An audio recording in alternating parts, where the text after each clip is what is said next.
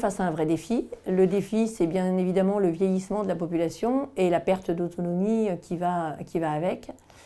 Aujourd'hui, nous avons donc un allongement de la durée de vie et il me semble tout à fait indispensable de trouver des solutions qui s'adaptent à tout âge de la vie.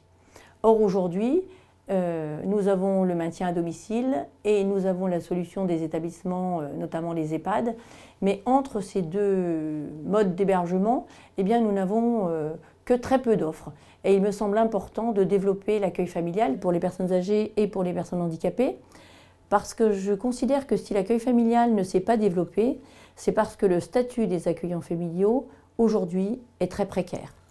Il est précaire parce qu'il s'agit d'un contrat qui est un contrat de gré à gré, qui ne permet pas à l'accueillant familial de pouvoir bénéficier du chômage. Elle cotise pour la retraite, mais uniquement sur la base de la rémunération de base, qui est une très faible rémunération, qui fait que lorsqu'elle est à la retraite, eh bien, elle aura une retraite très faible.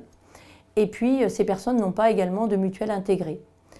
Et pire que tout, elles ne peuvent pas prendre de congé parce qu'elles ne peuvent pas se faire remplacer.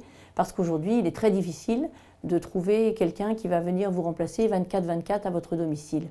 Et ça, c'est un véritable écueil. Eh bien, moi, je pense très honnêtement que la solution, c'est de systématiser le salariat pour justement que la personne ait un vrai contrat de travail, qu'elle puisse bénéficier des allocations chômage, d'une retraite digne de ce nom, qu'elle puisse avoir l'intégration également de sa mutuelle santé et surtout, comme elle aura dans le cadre de son contrat salarié l'obligation de ne travailler que 258 jours, eh bien qu'il y ait un système de remplacement par le biais de brigades volantes ou autres qui puissent se mettre en place.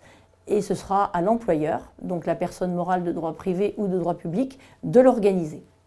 De même que la formation de l'accueillant familial.